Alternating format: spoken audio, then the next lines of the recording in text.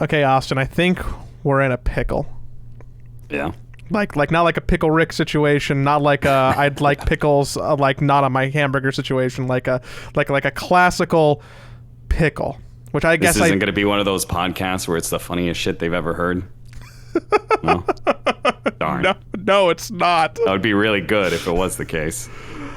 Have you been looking at the news for Dota recently? Like, have you been reading the subreddit or like on Twitter? Or, like, have you been like plugged in?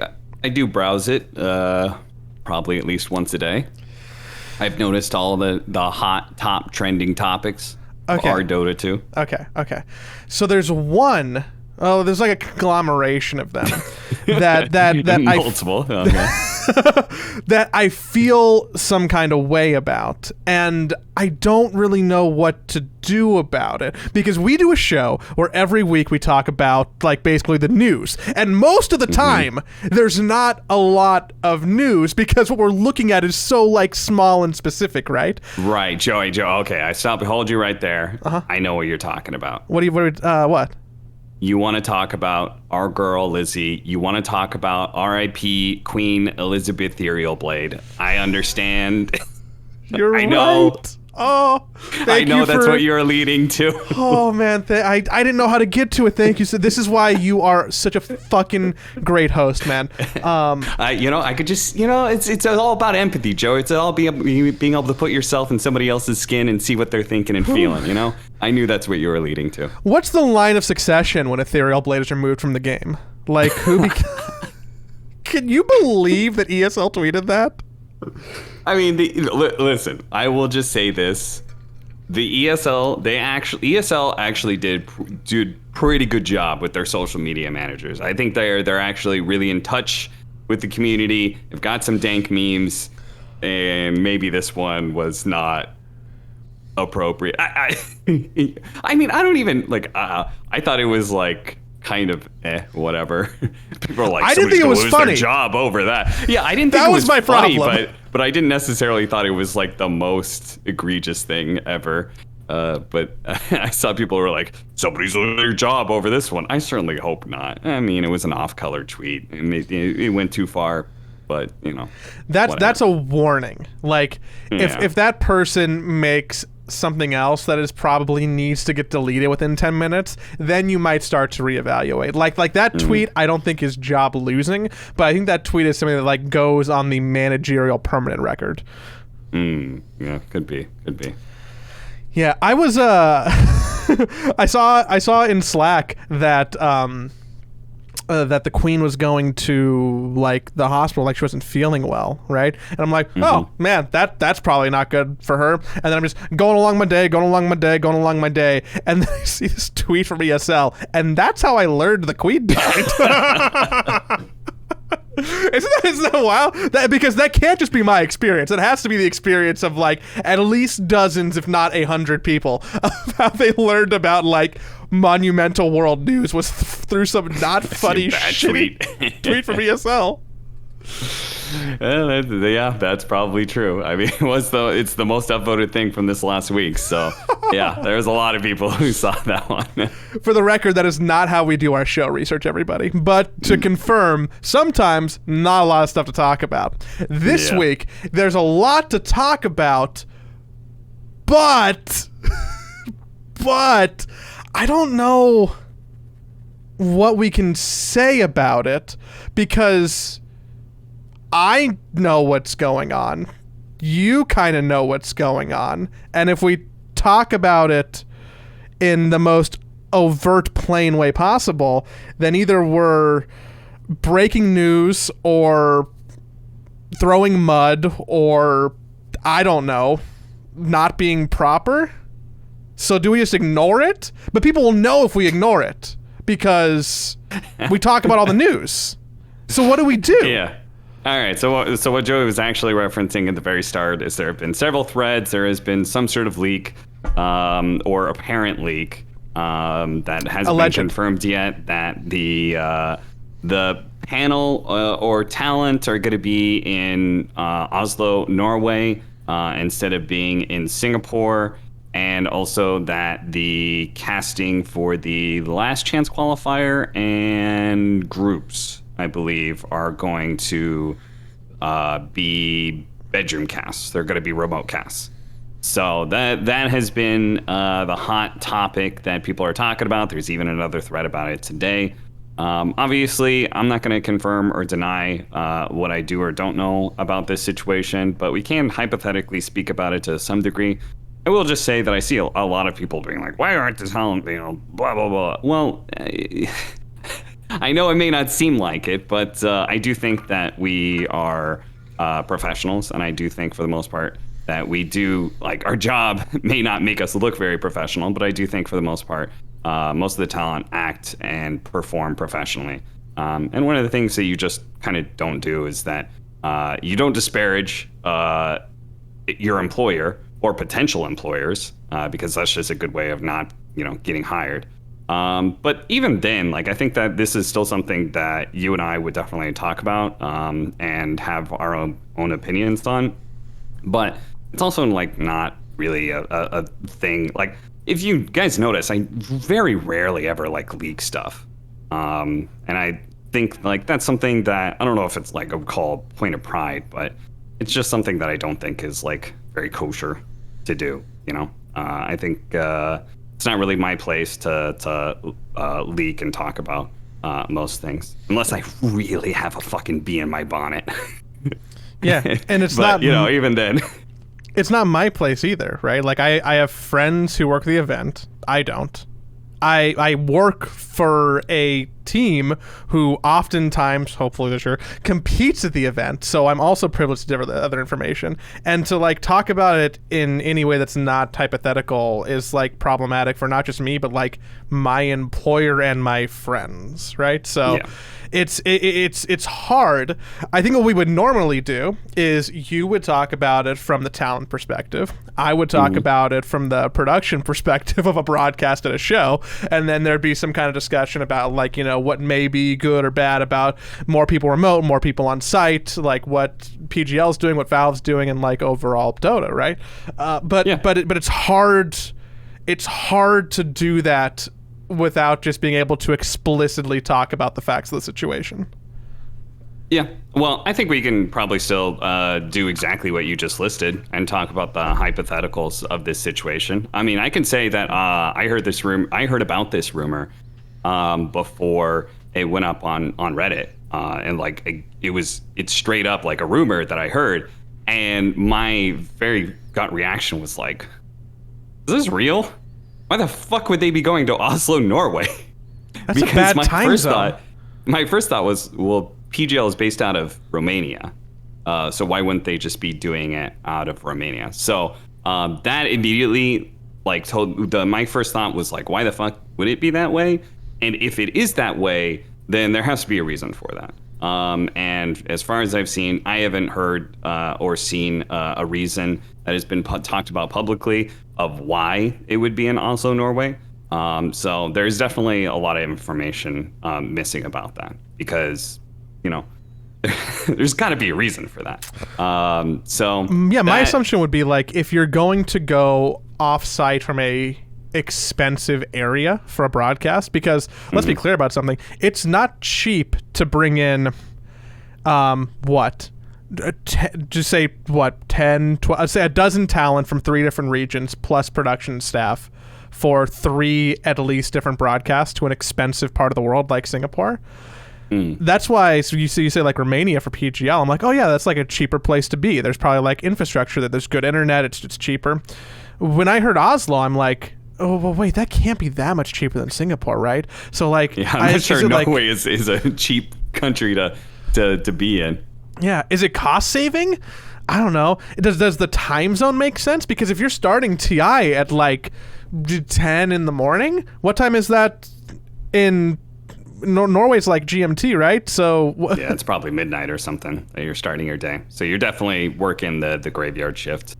Yeah. I will say, from all my thoughts about this from a talent perspective, I think it sucks for the talent specifically. I think that basically because TI has always been sort of a an event where it is a celebration of Dota for all of the talent. I can actually confidently say, except for any talent that aren't like aren't actually like full Dota people. So like, Machine or Day 9 or those kind of people who come in and perform like the hosting roles at TI, but are not actually, what's the word I'm looking for here? Endemic? Endemic, thank you. They're not endemic to Dota, but all the endemic talent, they live and breathe Dota. So TI, just being at TI is very exciting for them. So this is a big loss for them. It just, there's no other way around it. If that is true and you're off-site, you don't get to go to TI, that just sucks. It's something that, like, if I was put in that situation, I would seriously consider, like, whether or not I would want to work TI or attend TI sort of thing, right? It's like, I can have one or the other, but I can't have both. So if that was the case, then that is definitely, if I was put in that position, it would definitely be something that I would have to consider strongly. But I will say that I don't think that there is a huge loss from the production side. I think that it sucks that there's going to be some people who like would want to see certain talent, but like fans. You mean like fans? I think any remote broadcast, the biggest loss is usually so I've worked a lot of events where we have had panels that have been on site but haven't actually been in the stadium. And the one thing we've always said is like we should really have casters in the stadium. That's like the one, like really the must have. But I think panel not being in the stadium or even being off site is actually not a big loss for the show overall. Except for one aspect that it really is TI focused, which is, I think, the biggest loss to the viewer in a remote broadcast is not being able to have pro players, as in pro players who were going through TI, got eliminated, took a day break, and then, got invited to the panel and showed up and were able to talk a lot more freely because, well, TI is over, so they can freely discuss strategy and even give like scrim information and stuff like that. That I think is the biggest loss to the viewer, is actually not the talent themselves, but the opportunity lost of being able to have pro players on site. So I think that's the biggest discussion you can ever have when talking about remote broadcasts. I mean, from your perspective, from a production standpoint, do you really think there is that much loss in having a remote broadcast? My assumption is, and this is giving like probably a lot of credit to PGL or Valve mostly, is that if this decision is made, you don't make it unless you're confident that you're doing a better product because of it. So I would assume that the calculus has been done and that the end product would be better for this choice. I don't think that in order to have the best production possible, you need to have people on site. I think that you feel that kind of way for things like you mentioned. Like TI almost feels like a convention, right? It's a celebration. It's everybody's there in the same room. You can touch and meet people. And that's probably why it feels weird. You can have casters mingling with pros. That's why it feels good. But you want the cast in the arena because of a lot of things. You want energy and you don't want delay from the game and the audio, right? Like you can't broadcast the game, then cast over that. You'd have to have like 2 or 3 different delays in order to make sure that it's like buffered properly. Yeah. Which isn't great, which is why you normally want that on site, right? Especially depending on which language the broadcast in the arena is going to be, which in Singapore, I assume it's going to be English. I think. I assume so as well. I assume so. So that makes sense to have it in the arena, but I think that you can kick to a remote desk pretty easily. I assume that there will probably be a small handful of technical hiccups that make it onto stage. There might be like a toss that goes awry or like a broadcast that like cuts in weird, and that'll just be like something that happens. And when it does happen, if that's the situation, then people might criticize it. But like all things considered, I don't think it's that big of a loss. I think it sucks for the people. Yeah, it sucks for the people, but from like because there are plenty of examples from sports broadcasting perspective, right, where there are very rarely, well, not rarely, but more often than not, the panels are offsite. Maybe you get some sort of panel, like, you know, inside the NBA does like their desk sometimes in the stadium and stuff. But the large share of the shows that you go to and the panels you're talking about, they are remote. You're usually going to have an on-site reporter, sideline reporter. You're going to have the commentators there, like, you know, the actually on the field. Whether it's like the European football commentators who are watching high up in the stands and they have binoculars and stuff, or American football or basketball where they actually have them right there on the floor. But the panels and stuff like that, very often remote. So I think it'll be fine. I think it'll be absolutely fine. I think the product will likely be better. So that's a general discussion about remote broadcasting. The rumor about the other part, which is probably the bigger loss, I think it's like really fair to say. If it is true, being able to have delegating all of the last chance qualifier and the group stage to at-home commentators, I do think there's some plus and minuses. To be honest, we've never done like that much production for the individual streams, the casting streams of group stage. That has almost never been the case. It's always been, I remember that sometimes just like, you know, a desk and a webcam and you're controlling the production. That, you know, it's very, very, because group stage is really just, it's for the super hardcore fans, right? But there was the multicast for the last playoffs, you know, handful of years, right? And that did have there's usually panel. one conglomeration. There is usually just one casual like couch stream or something. That's what gets all the production value. So not having anything like that would be pretty. I think that would be. See, I'm not even sure. I'm not even sure how much like the mainstream of the group stage where it's like casters sitting around on a couch and like casually talking about the game and like switching between games and stuff. I've never actually felt like that product was that great. I like that product. It's actually why I liked group stages so much. I liked that there was someone to kind of spoon feed me which games to watch. I liked that there was an easy way. That stream would often have like graphics and like pop-ups of like, oh, hey, RNG has a 20,000 gold lead in their game right now for game 2 against this. Like, I think that it was cool to be able to have one viewing experience on and like easily digest the majority of the day. Sometimes if you're following a specific team or you want to watch a specific match, you would like click around and have your own viewing experience. But I actually quite liked the multicast. A good bit, actually. So I don't know if there's been like talk about, you know, if it's going to be remote casters, but still like a panel for that, or what the full situation is going to be. I think that the idea of just being able to like see, you know, Moxie or Lizards or whoever's like bedroom during TI, not them in particular, but just like name any caster for that situation, just seeing like their bedroom in the middle of a TI broadcast feels, you know, lesser. Yeah, that I think like having having like a remote cast where you're like having some sort of TI hub, you go to some sort of broadcasting studio and you cover the last chance qualifier, the group stage game.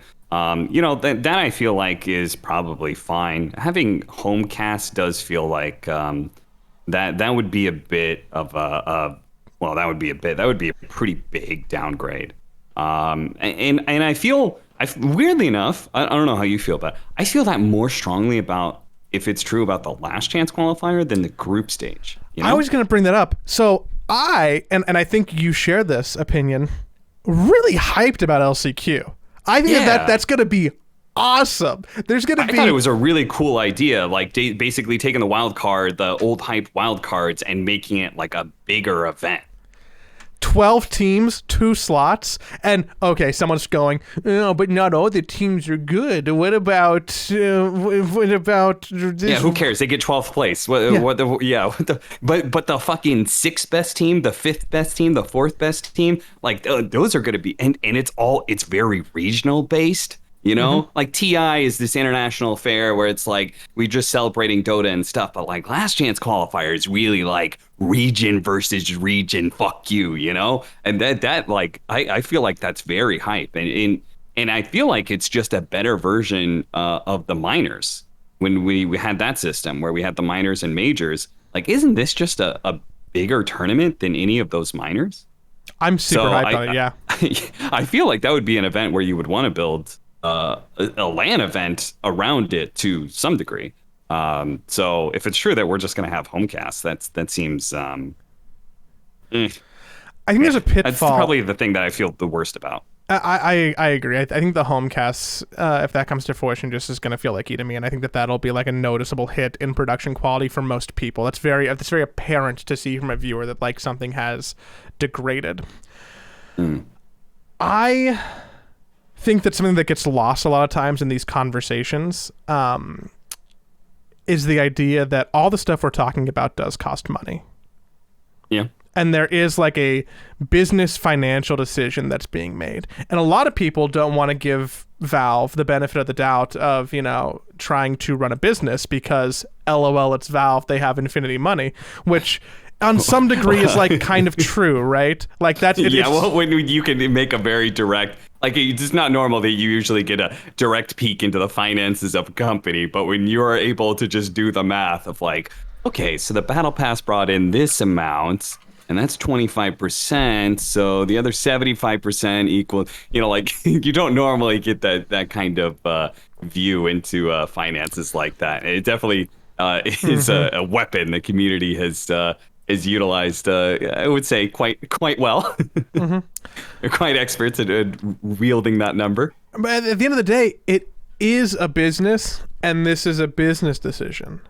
And they are saving money. And you can talk about, should they save money?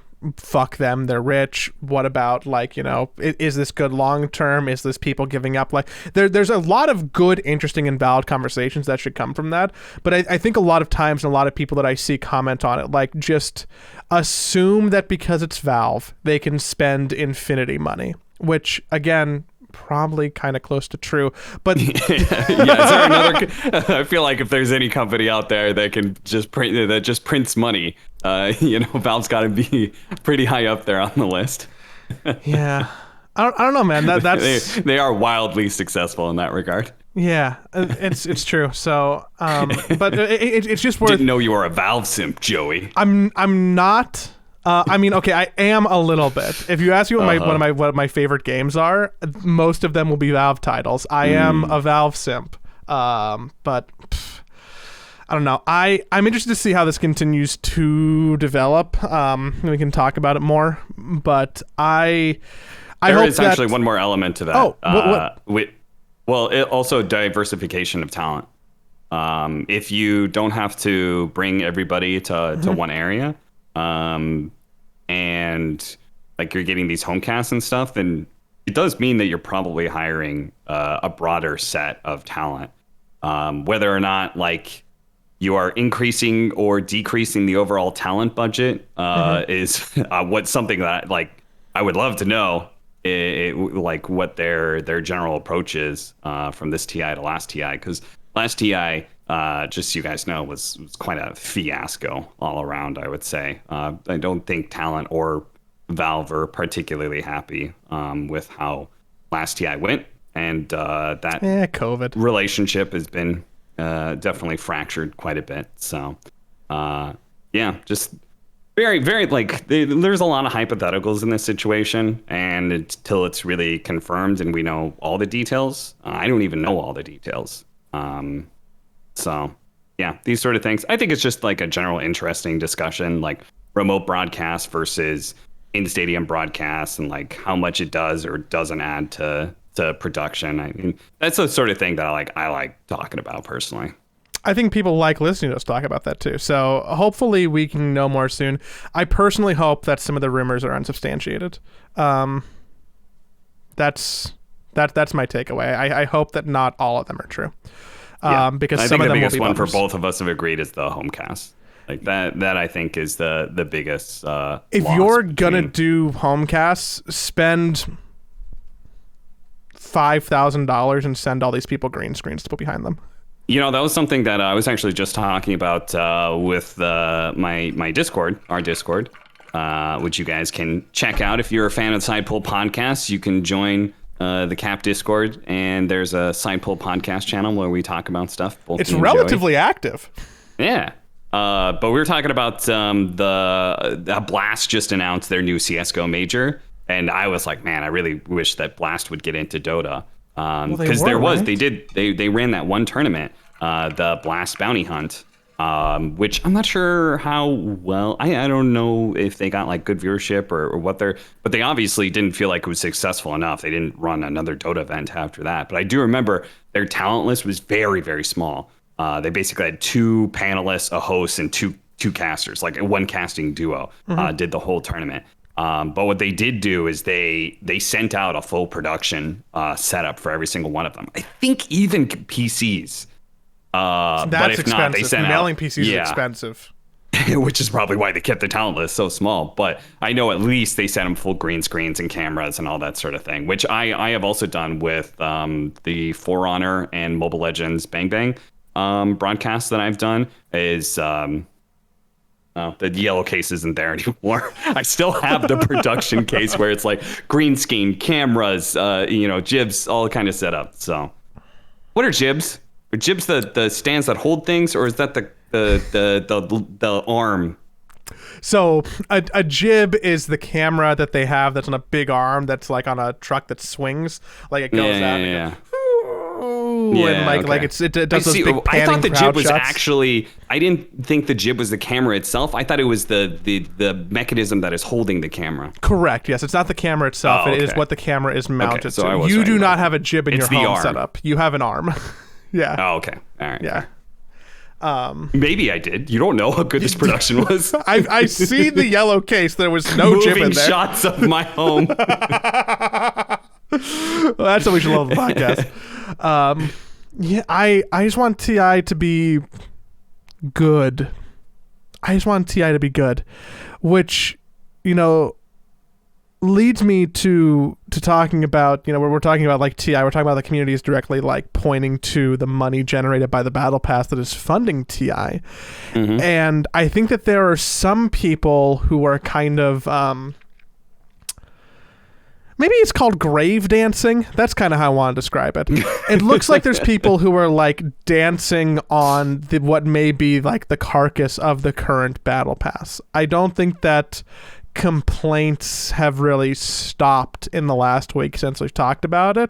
And we don't need to like beat a dead horse, but I think more people have been disappointed that they haven't been able to grind levels. Maybe I've seen some of those complaints, and I think that there's a lot of people who are like relishing in like hey guys, the Battle Pass is making less money than it has in the last couple of years, huh? Isn't that funny? Like, isn't it funny how like community sentiment shifts so much, where it used to be that these numbers of like, look how much money we're giving to Valve used to be like celebrated. I'm like, we're breaking records. Look how much money we're giving. And now people is doing the opposite with their relishing. Look how little, in quotes, money we're giving. It's still the 3rd most successful Battle Pass trajectory. But it definitely is not anywhere close to TI9 or TI10.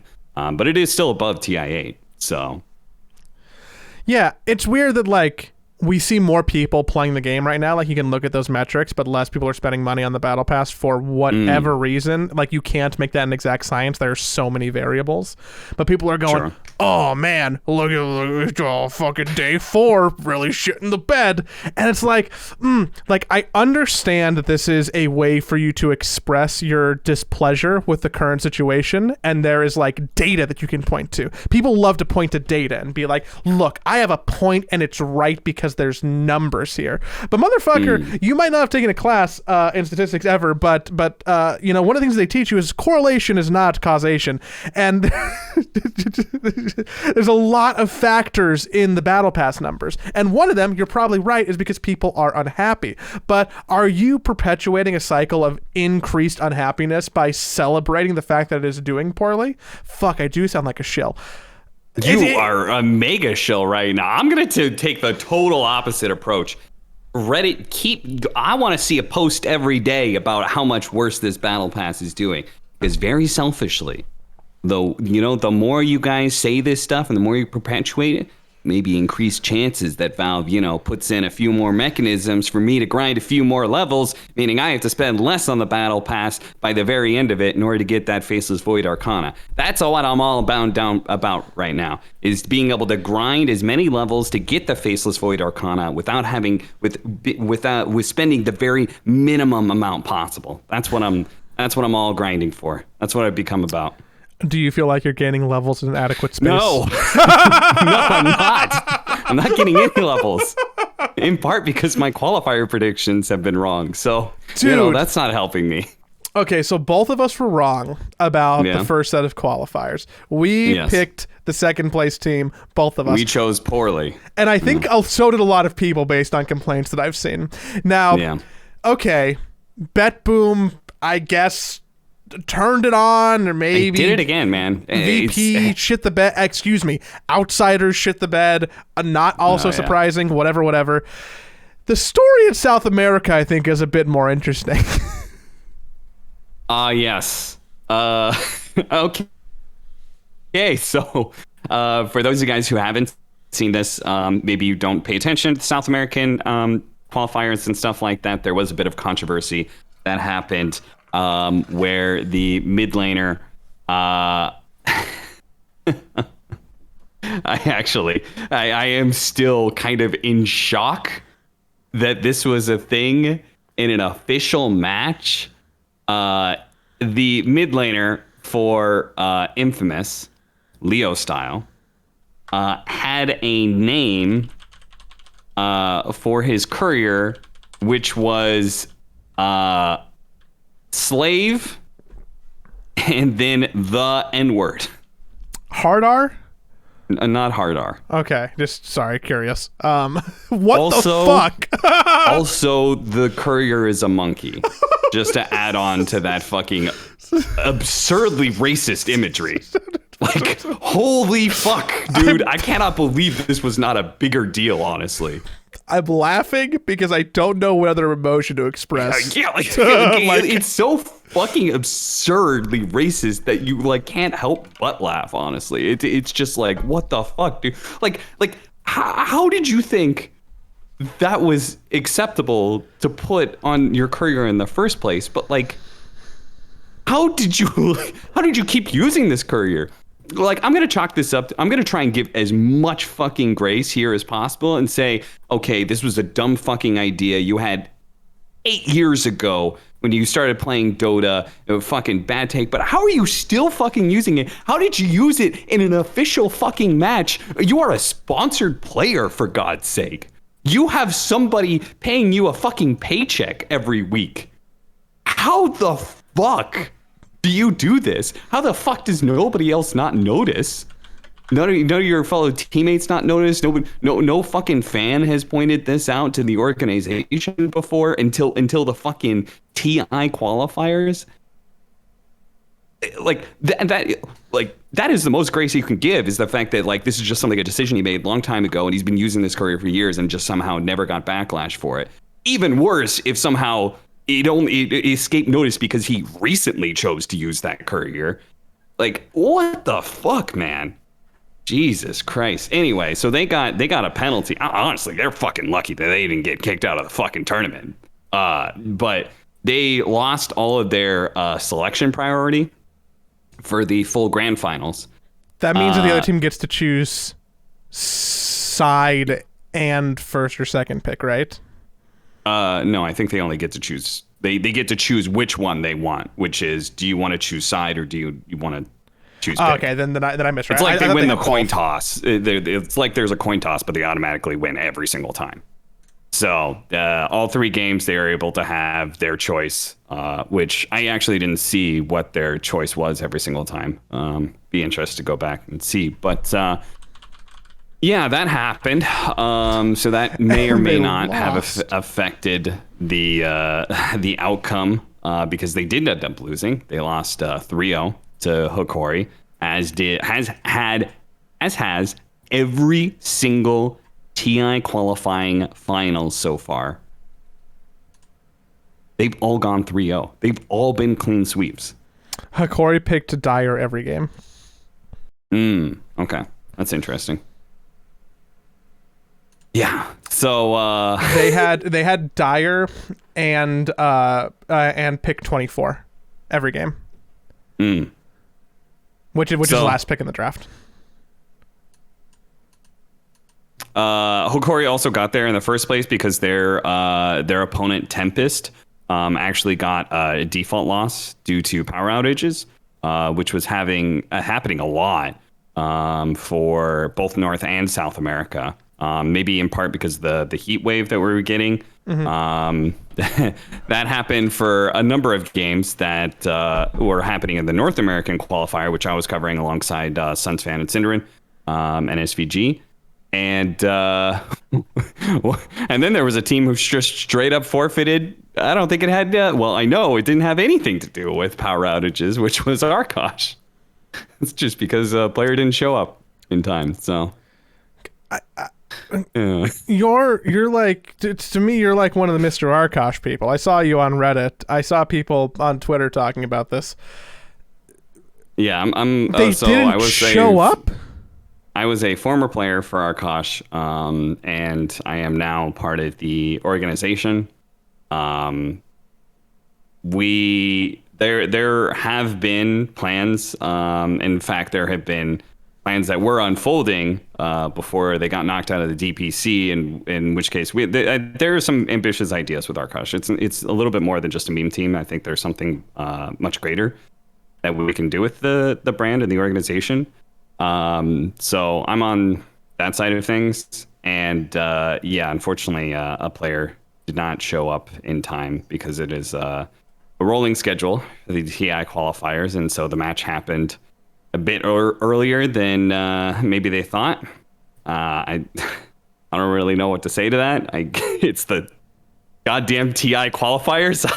I kind of expect people to be up 5 hours before your match and to be playing games before your match and maybe be, sitting in a Discord with the team, watching the previous matches, talking about ideas of Dota. That's just my idea, my fucking naive idea of what it means to be a somewhat responsible player, just with the smallest modicum of responsibility. How many of the Arkosh players do you think keep a calendar? Like, how many of them do you think had they opened their? I know there is a Google Calendar because apparently, despite the fact that these guys are always on Dota, there is literally a button in the watch tab where you can see when your match is scheduled. That still wasn't good enough, so there is also a Google Calendar that has every single match scheduled. So yes, there is a Google Calendar for that all the players have access to. But attendance has been a big problem this last year. So I will say that Arkosh has completely disbanded, in quotes. Basically, everyone's been kicked, and basically it's not actually like a full disband. It's more like, all right, let's just stop doing this Arkosh fucking thing because there's just been a lot of problems built up, and let's just can I make that like the clickbait title for the episode? Yeah, sure. Yeah. Cool. That's and so we're going into next year with a clean slate.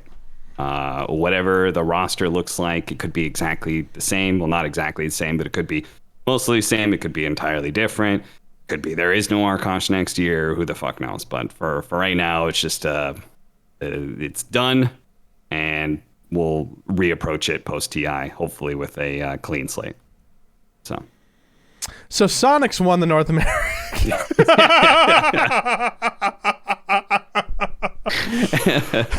All right, so we've gone through Eastern Europe. Bet Boom won, surprising our expectations because they were. I had them the third best team, to be honest. And when it came down to the upper bracket finals, that did actually prove to be the case, as it was Outsiders versus Na'Vi, and then Bet Boom made a 5-0 sweep through the lower bracket on the final day. So congratulations to them. They continue to surprise me. I thought a new patch and honestly just time, they would be more figured out, but shit, they still got it. Hokori, who I think I personally had them matching up against Infamous in the finals, but I still thought Infamous would lock it down. Nope. Hokori, clean sweep there. Then we had the NA qualifier, which just concluded a few hours ago. I casted that grand finals. Sonics got knocked down from the upper bracket by Nouns, and then they bounced back 2-0 wildcard. Second game they should not have won, but managed to clinch it, and then they went 3-0 stomped Nouns in the finals. It was not close. It felt like they had every advantage in the book. Most notably, the mid matchup was probably the biggest problems were. But also from a drafting perspective, it did feel like Sonics was pretty far ahead. So. Yeah, I think people were potentially a little too excited. The fact that they lost the upper bracket finals 0-2. And people were like, oh, dude, these down kids. And then Sonics was like, hey, we're going to qualify for TI. So they 2-0'd wildcard and they 3-0'd Nouns in the final day. And they're like, hey, everybody, we qualified for TI. Please don't forget about us. Good for us, or good for them. I couldn't imagine what Quinn's night would be like if he lost to Nouns in the final and had to go to LCQ. Someone would be like, put people on suicide watch, Instead, he got to be able to come on the interview and tell all the haters to suck his nuts. So that was a thing that happened. That's really eloquently spoken, Quinn. Right now. Yeah, really eloquently spoken. So that was a fun moment. Honestly, I like stuff like that. And then China happened last night, where RNG. They managed to knock Extreme down in the upper bracket final. So Extreme had to play Vici Gaming for third. If you guys haven't seen this meme, the Chinese qualifier pretty much turned into the Elephant Cup, which is that the 5 individual members from the old Elephant Squad were on the 5 different teams that were top 5 at the Chinese qualifier. And it actually went in order of role. Red Panda, who was on Aster Aries, got knocked out by IG. FY, the 4 position, got knocked out by Vici Gaming. So then it just kind of went from there. Yang, the 3 position, was able to knock down the 4, and then you had Extreme Gaming, who went down, and it was pretty much just left. Okay, Paparazzi versus maybe was the grand finals, and RNG proved without a doubt, and every single one of these finals has gone 3-0. Very clearly, the best team won, and is a well-deserving representative of their region at TI. I am so happy that RNG is not in LCQ. Yeah. I suspect that they are the best team to come out of qualifiers. Yes, TBD I would say what that's happens. the case. TBD what happens with Western Europe. Like maybe another team can make a case to challenge it. But I think going in and still currently that RNG is the best team that is now in groups because of these qualifiers. Probably by a lot. It's probably like RNG and then like a little gap and then Europe and then a gap and then everybody else. Yeah, they only lost 1 game in the entire qualifier, and that was that upper bracket match against Extreme. They didn't drop a single other game. So very dominant performance. RNG chose not to go to ESL Malaysia to practice for this, and I think that okay, hindsight, but probably the right choice. Yeah, you saying that it was a bad idea for teams in the TI qualifiers to attend Malaysia? Liquid Joey? I do not speak and cannot speak for the team. That's just an observation that I know because X Nova and I were having drinks one night, not because I'm speaking to Team Liquid. I see. Well, it is sad, that entire thing. I personally am a little bit sad that we won't be seeing Emo or FY in Singapore at all. They got 4th. I feel like pretty good chances of Extreme being able to make it through the last chance qualifier, but as you were saying, there is still Western Europe and Southeast Asia to go through. 2 Europe teams are going to make it through. Yep. Joey betting big on Western Europe right now. Wait. Are you saying Western Europe or Europe? You're really twisting that screw. 2 Western Europe teams will make it through LCQ. Are you just trying to increase the chances of Liquid getting through? Is that They're all? winning the qualifier, Cap. Okay. I don't care about LCQ. Pure viewer perspective. Well, we still have Western Europe and Southeast Asia to go to. So hopefully, just for the sake of the games, we won't have 3 in those finals. But that is going to be kicking off literally in like a few hours or something. So 2 hours and 45 underway. minutes is when the first match, which is Liquid versus DGG. The very first match is the Liquid match. Not worried. Have fun with that anxiety, Joey. There's going to be like 5 days of anxiety for me. Like every game is going to be at a bad time.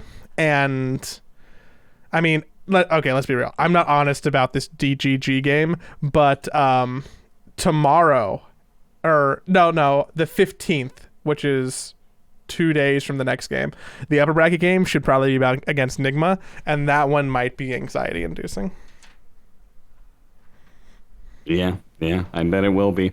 Fucking Sumail. I only have like a light bit of anxiety. Obviously, I do hope that Liquid and Blitz does well, but honestly, I'll be sleeping during that time, so hard to have anxiety when you're snoozing away. As long as they're in the upper bracket games, it's easy to watch. Yeah. Easy to watch. It's either at night before I can go to bed or in the morning, so like we're fine. I can watch a 1 a.m. quick game at Dota. Easy peasy for breezy. There is just we promised that we would talk about the patch at some point in time, and I have been grinding a bit more Dota. I've actually been doing all right for myself. I'm almost 7.5 again, so good for me. And I also casted the NA qualifier, so I do feel a little bit more in touch with the patch now. So I feel like I can kind of talk about it if people were interested. Can I ask a broad question? Yeah. What are top 2, top 3 things that you think like the patch that just released during Malaysia has changed for the competitive scene? Longer games. Longer games for certain. It does still feel like a I think I mentioned this last patch where there are still a lot of kills, but it does feel like still kind of a slower patch in the fact that I think you are still incentivized to be the team with better late game and to play defensively and to let your opponent play into you. Now, this has been just a long-standing development, I would say, since TI10, where Team Spirit always played like very defensively around their vision. They really abused vision in team fights. That was like what I would say is their little, like every team that wins a TI has something that they did better than everybody else. And over the years, those things have become in a way more, they become more micro and they become like smaller compared to the previous years where like understanding of Dota was not as thorough. So if you look back at previous years, like what certain winning teams did was like much bigger and grander. It was like much different idea. Let's say like maybe not even necessarily the winning teams. Let's say like CDEC, very famously aggressive. His idea of how to play carry and his early rotation out of lane to go into the enemy off lane and take that. Like all of a sudden we had this idea of your safe lane isn't safe and you swap sides and you want to be the aggressive, and he TPs on and he like puts you at a good tempo control of like TPing into the enemy safe lane, killing them, taking their tower. All of a sudden you're the one determining the moves and you're now farming a safer part of the map than your own safe lane. So that's kind of an example of like big Team Spirit. What they did was really well was abuse vision in team fights, their own vision. They would play around their own high ground vision and not let anybody deward it without being punished. And they would lure teams into fighting under Spirit's vision. And people have taken that and run with it a lot more. So it does naturally mean there are so many times where you see in metas right now, these teams, they're smoked up. Maybe they're both smoked and they're both sitting maybe even close to each other. I've seen points where they're both sitting in the dire safe lane jungle, but they're hovering around 2 different high ground wards. And maybe they know each other are there, and they're kind of like poking but they're trying to like, come over here, come to our side, come underneath our vision where we have the advantage. And so that naturally gives you more defensive ideas about Dota. And I think that still continues with this patch. But the games are going later. I would say the glyph change is probably a factor involved in that you can't go straight tier 2 to tier 3 because the glyph reset now. So it's harder to like, you can't go high ground as quickly off of like a really big explosive move, if that makes sense. Does that mean that there's like a favor for these carries that do perform better at like 40 minutes now? Yeah, I would say that there have been some late game carries that for me have looked really good. Faceless Void is probably one of the biggest ones. Troll is another one. We even seen some Troll's been bad for like a decade. I don't believe that that's true. Yeah, maybe. Troll might be back. His time might be in the sun again. The last time Troll was super consistently relevant was when he had a bash, right? They replaced that bash with an ensnare. But now that ensnare goes through BKB. So it's kind of like the old Troll that bashed. He ensnares you through BKB. So that is a really powerful tool. Not having your control during your ult just feels so bad. I've played so much Troll. Like I think Troll is actually the hero that I might have the second most games under after CK. And like after the changes they made a couple years ago, like I'm like, I don't know if I like this hero as much. It's hard. And then after they changed the ult to where you're just hands off keyboard, it really feels bad. That's why a lot of trolls, first of all, they're getting Basher, but also they get Blink Dagger, which gives you a weirdly more control in your fate, where they use it as an attack speed steroid. Where nowadays trolls are just being like, okay, what's the big teamfight hero or what's the enemy carry? And if they see them, they just blink ultimate. So it gives them the most control of their fate in that regard, where they're like, I'm going on this guy and I'm popping my ultimate right away. And thanks to the ensnare through BKB and the bash, it usually means that, okay, you're just fighting in this one area. It's almost like a duel goes off. It's basically what Troll's ultimate is being utilized now, which is also in the late game. There's all how I used to play Troll like in 2017. I was always a proponent of Blink on Troll, which like was kind of a topic of debate when Troll was meta back then. And if you like wanted to blink or you didn't want that, I always like blink ult, try and like pick someone off. But again, hands off keyboard. Anytime it's hands off keyboard, it's like it just feels bad to lose control. Yeah, it's definitely a weird game design. Like fundamentally, like, do you want that ever? But Dota is kind of in that. Dota is that kind of game. Fundamentally, like as a game design, do you want people to not have any control over their death in certain situations? Right, when you get Blink BKB Black Hold, like you didn't do anything wrong.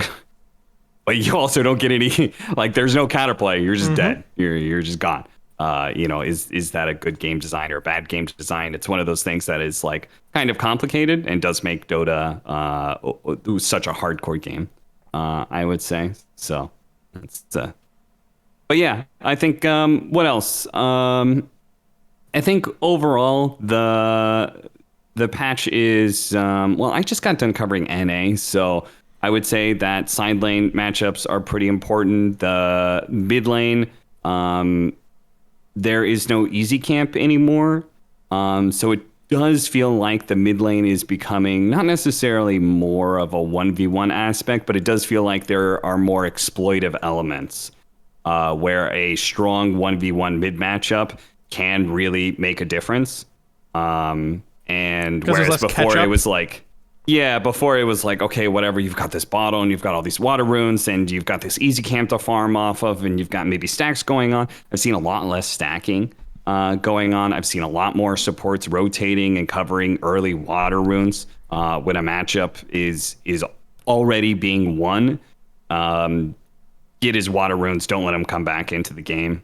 So maybe it's a adjustment of both patch with the easy camp going away and player and team adjustment and how they play and how they're covering these water runes. That was what I actually originally thought, was that like it was going to be a lot more roam heavy covering these water runes, because it's your, like, the more you play to be like, oh, bad matchup doesn't matter, I've got this bottle and free regen, the more you play to cover that and punish him for that idea of Dota. So that's definitely seen some bits. A little bit more dependent on harder carries rather than 3 scaling cores, but the 3, you definitely still want your all 3 of your cores scaling. I mean, I'm still seeing some Mars and people are still going Aghanim Scepter. Not the way that Amar goes. Nobody's really committed for that build the way Amar does, but definitely people going, okay, I'm going to get a Blink, I'm going to get BKB, and I'm going to get an Aghanim Scepter. Is there a reason for OG to be scared of TI if it feels like it's made Amar weaker potentially? Yeah, I mean, for sure. Question, it'll be really interesting to see OG play again when they do, because what adjustments do they make for Amar's hero pool, and what offlaners can still function as a carry from the offlane situation. I think there's definitely heroes out there. It just may not be the same heroes that were played before. But I've still seen successful Razors, not necessarily offlane though, but I've still seen successful Mars. Those heroes are still there. They're just weaker and not as easily applied in the first 1-2. One question I have: how is I've seen people pick, and I've seen a good bit of banning of Primal Beast. How's that hero being used, and do you think it's being used effectively, or is it just like something that people are still trying out? Yeah, it's a little hard to say, right? Anytime you introduce a new hero, I think Marcy is like a more extreme example of that. But no, it's like anytime you introduce a new hero, you're playing it, you always are going to have a better feel of what to do. It's always harder to know how to counter something than to know what to do correctly. If that makes sense, right? It's easier to be the Primal Beast or play with the Primal Beast and know, here's what I want to do with Primal Beast. It's much harder to be on the other side of things and know, here's what I want to do against Primal Beast. You just don't get as much exposure and experience against that. And I think it does have a certain new hero advantage to it. But it does seem pretty strong. How's it being played? It's usually being played as 3 or 4. I feel like the position for it is 4 position. It also helps that this hero is actually similar to Marcy, and that it's a hero that can rush BKB because it has its own initiating tool in its toolkit. He has Onslaught where he charges forward. Marcy has her rebound. So they both can rush BKB, which I think naturally means you scale better because you're dying less, right, in fights, and you're able to do more, and you're able to just do more damage and cast more spells and be more impactful as a support. I haven't seen it mid. I haven't seen it off lane. I do think I prefer the 4 position because, as I said, I think scaling on your course is still a thing. Even if we are going for harder carries, I still think you want scaling on your cores. You want like heroes like this Lina mid still feel pretty nice because it scales up. SF mid, these offlaners like even the Mars that still can go Aghanim Scepter or what's another? Oh, Enigma is probably one of the bigger examples, right? That's an offlaner. I've seen a lot of Enigma just like nonstop. Scrolling through Dota buff match reports. Yeah, exactly. And I think that is Primal Beast's biggest problem, is that he does have a scaling issue. Because and you kind of knew this if you were playing Primal Beast before. And I always said that the Aghanim Scepter is going to be make or break for the hero in that regard. And I don't think the Aghanim Scepter is particularly good for scaling. There is something dysfunctional about his kit that is not very synergistic. And that actually makes it so he doesn't scale well. It's basically 2 things, right? When he onslaughts, he charges forward. You want to pop trample, right? Because you're moving long distances and you're probably going to get on top of an enemy and you're going to like maybe even go through him. You want to get that trample damage in, right? It makes sense. But at the same time, you also want to be able to grab the hero and use your ultimate, because otherwise they're going to pop BKB and, not really care about you anymore. So you've activated Trample, but now you're standing still and channeling this ultimate where you're slamming him into the ground. And then when he comes out of that, he's probably going to pop his BKB. Your Trample is going to run out of cooldown. Like, what do you do then? Like, what do you just right click them? Well, it's not really going to do that much. So I feel like there is this weird kind of lack of synergy in that regard. And then on top of that, your passive thing, can't remember what it's called, but when he roars and he gets armor and damage. It's Uproar. Uproar, thank you. That increases your trample damage, which is obviously a really big part of your kit. But you can't really get charges beforehand, right? Because this is an initiator for the most part. You're not gonna like go in, take some hits, and then charge somebody and pop trample with your uproar, right? That's usually not how it goes. Usually you're smoking up, you go, you surprise somebody by onslaughting on top of them, grab them with your ultimate, and that same problem of like not being able to increase your trample damage because you need to be hit first, and you're an initiator who wants to throw out all your damage early on, all at once, also applies to the Aghanim Scepter. What the Aghanim Scepter does is when you pop Uproar, it creates the shockwaves from the Aghanim's Labyrinth, and those do damage and break. And again, the problem being is that you get more shockwaves the more charges you have, just like you would do more damage with Uproar. And it has this weird thing where it's like you're an initiator. You want to just be able to jump in, grab somebody, dump all your damage out. And the Aghanim Scepter, like you can't get charges beforehand if you're smoking, running around, jumping on somebody. It just doesn't work. So that is probably the biggest problem, is that part. This weird dyssynergy makes it so this hero doesn't scale very well. And you do want cores that scale. I personally think it's more of a 4. It feels weird to me that you have to be level 25 to get pulverized to pierce smell immunity. Because channeling it and then just having someone pop a BKB, it's like, oh, guess my ultimate's done.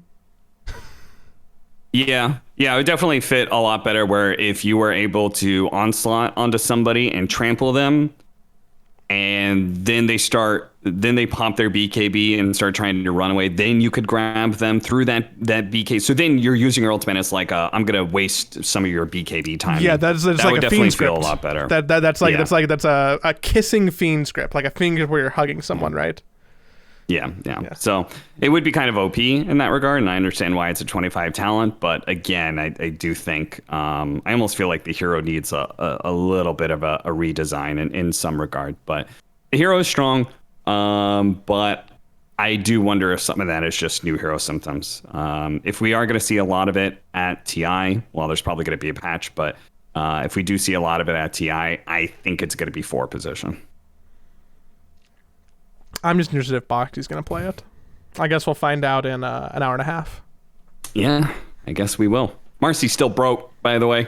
Oh, God, fuck that hero. Do you think so? There's been so many. I mean, I know it is because I'm watching it get played and banned, but like having that much movement ability just feels like so much value. Yeah, it's like, okay, maybe being able to have repositioning tools are crazy good, right? So maybe dispos, both being able to reposition you and stun you, feels maybe kind of broken.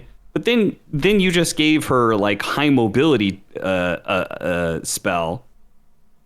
Her initiating tool now also stuns.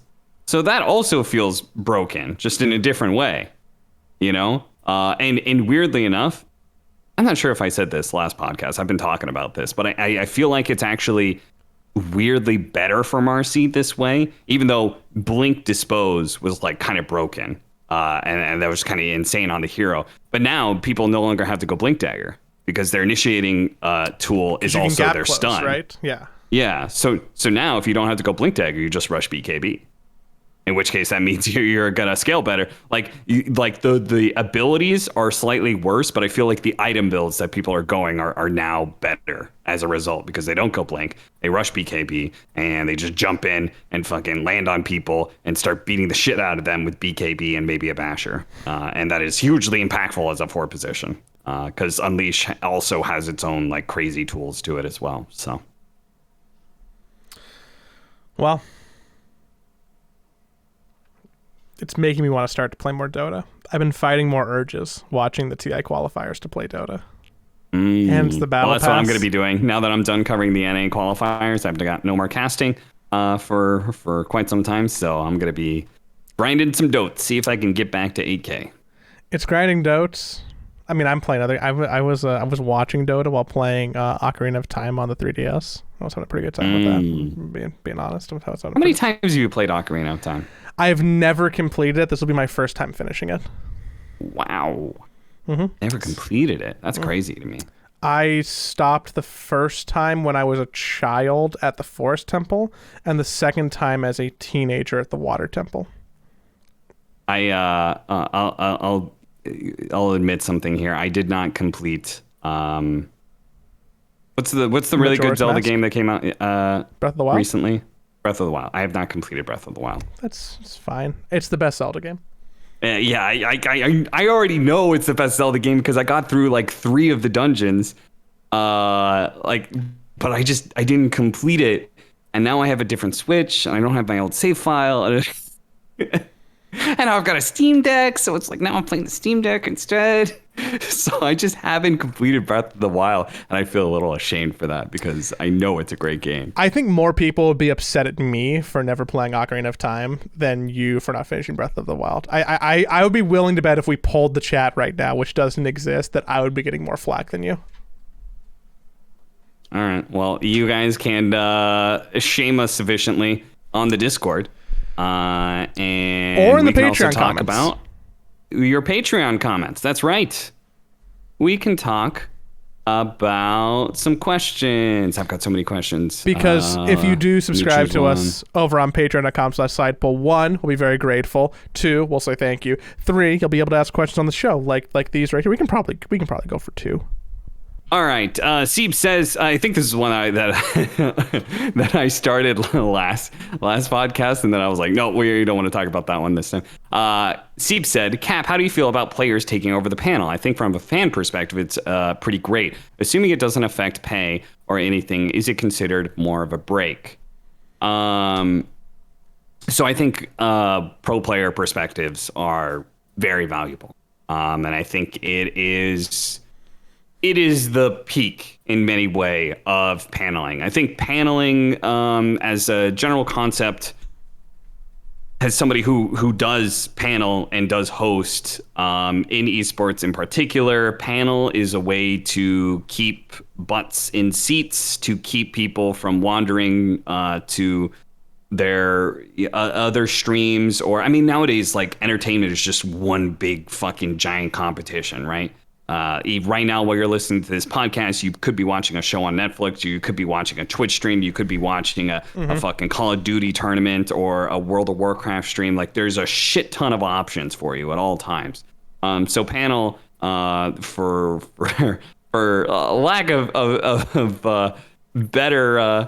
better description here, is just a way to keep people from walking away because there's something going on. But the peak of a great panelist, I think, does involve being a former pro player and bringing insight that fans want to be able to listen to. And it's something that I've always cautioned, like, any talent that is coming in, it's like, I want to be an analyst. Like, okay, but like, also understand that your job, you are warming a seat effectively for some pro player down the line who's going to retire and replace you.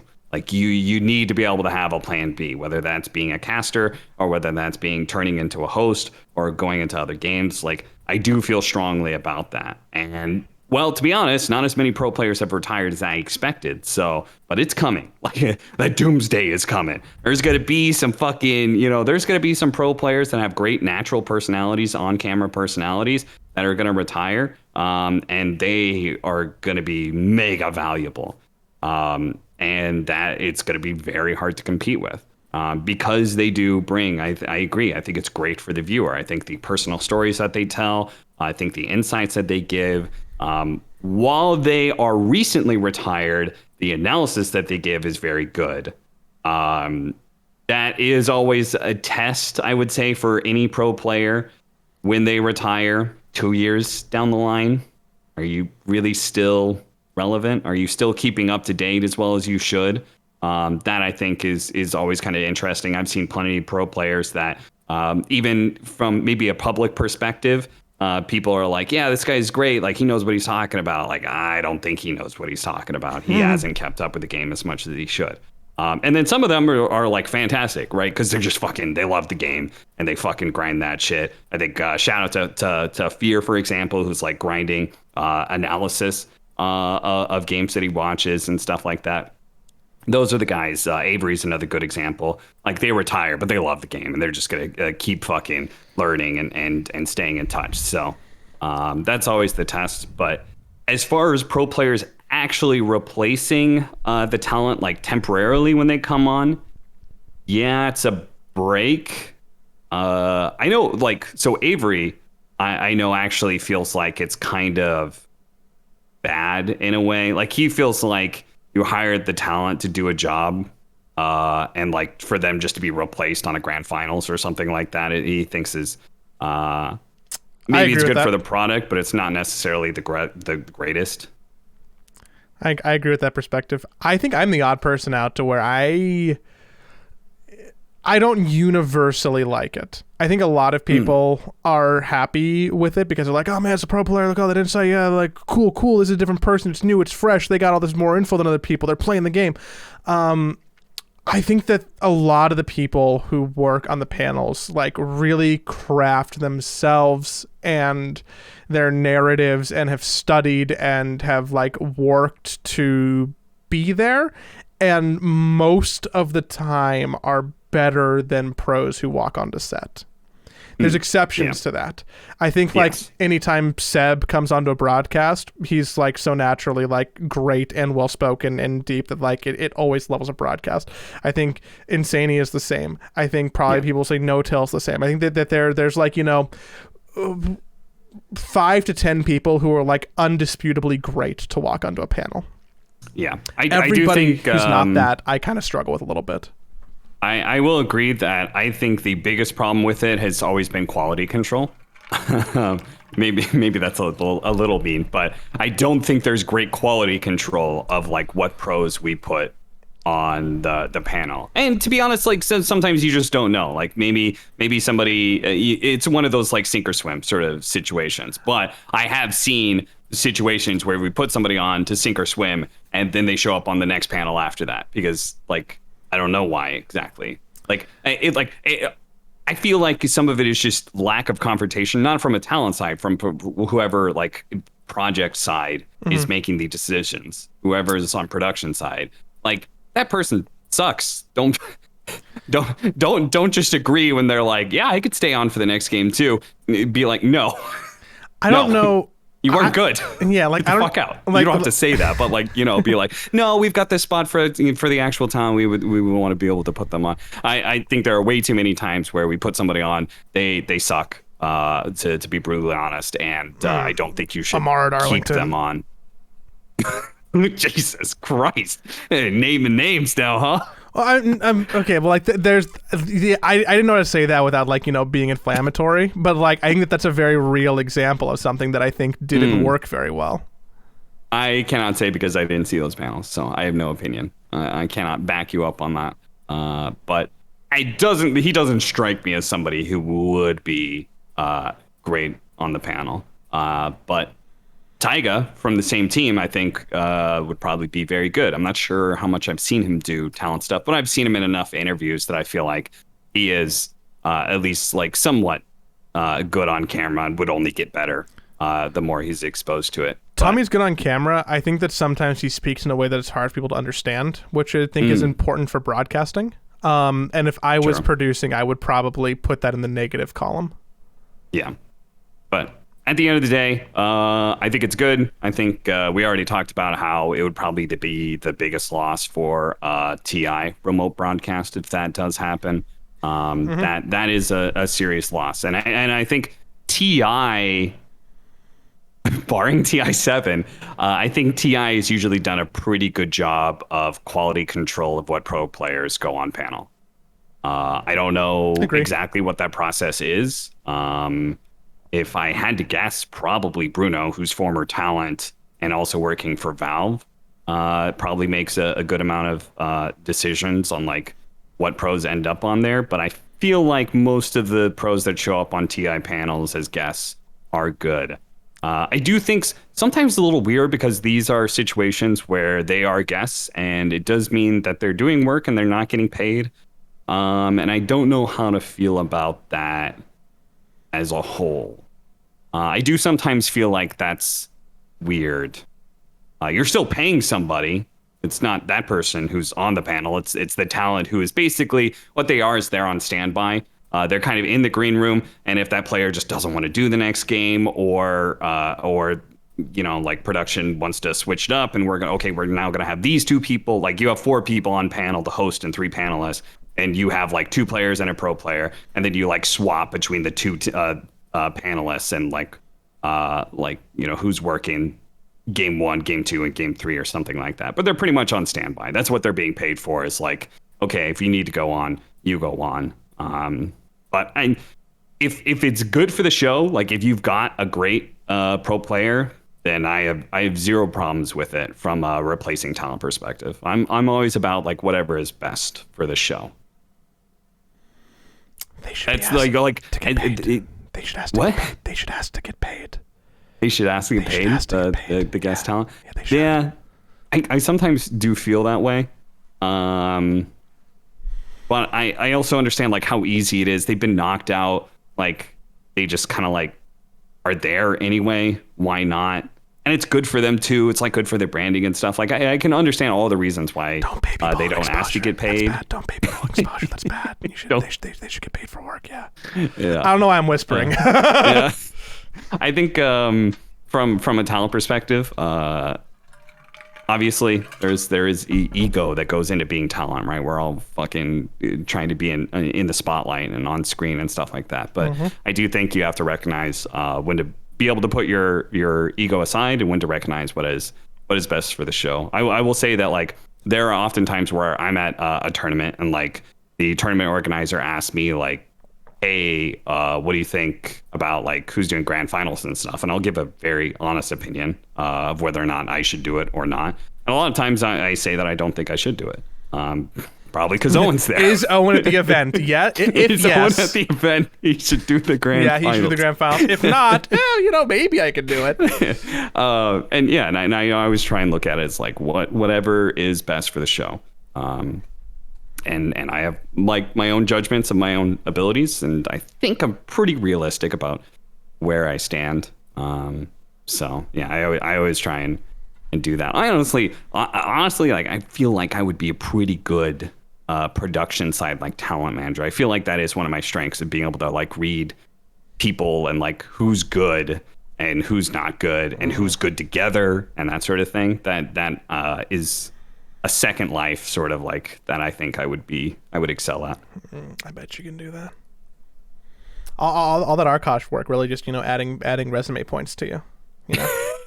Like we're laughing, but yeah, that dysfunctional squad. Yeah, that is a great example of me knowing who works together. Wow. If I was interviewing you for like a talent management style role for like a broadcast, and like your resume has that stuff on, you can speak to those experiences. At least for me, no smoke like that. I think that may like stuff like that makes it, more realistic.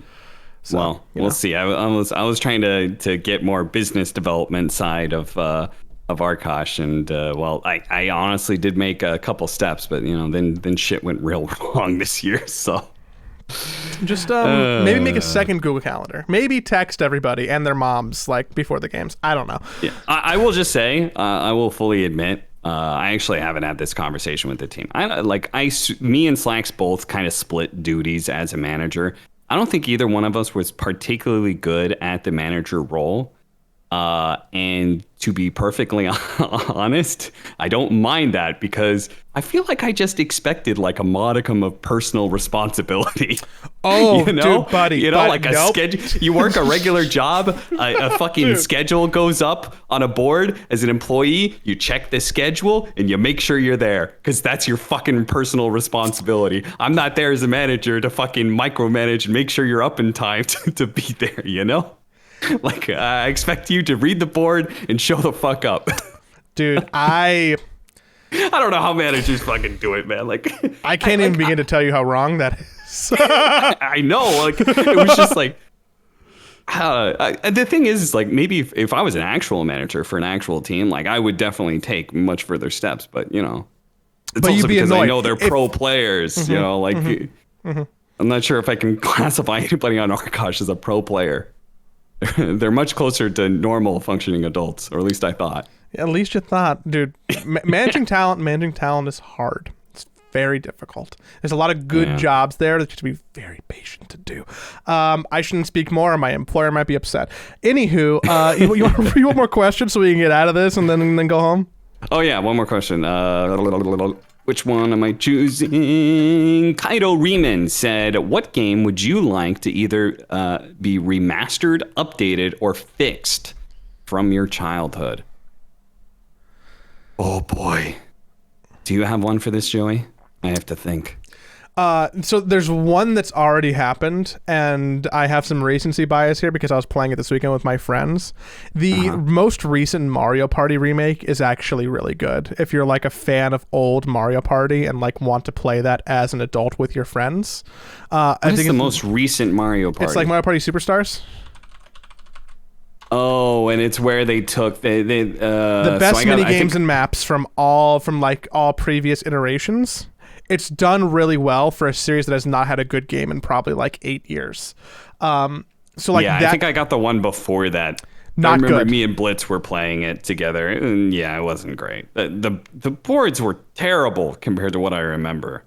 What you want to do is you want to play Mario Party Superstars. If we can get 4 people together, which means I need to come over with one more person, we could have a fun night playing Mario Party. We should do that. Okay. Sounds good. There's 2 games. So there's a lot of games that I think like will get remasters. Like, you know, we were just talking about Ocarina of Time, like that will get another remaster. There's like things that exist or will exist, right? There's 2 things that I don't think are ever going to exist again. Guns the Duel. The third-person parkour samurai third-person competitive shooter that was made by like Nexon and the Koreans. There was 2 of them. There was Guns and Guns 2. That occupied such a fun part of like my I can't even find it with Google. I just put in Guns game. G-U-N-Z. G-U-N-Z. G-U-N-Z. Okay. Guns the Duel. Yep, that's it. Initial release 2003.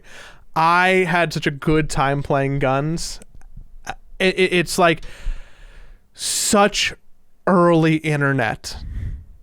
And that feeling, that nostalgia, the way that the game played, learning case style, being competitive, playing with friends. There was like early gotcha mechanics. So good. I would love to have a gun server with people. So I've been thinking about like formative games that stick out that are not like as popular. I'm not sure if I would want them remade or... okay, so there was this game called The Bouncer that was on the PlayStation 2.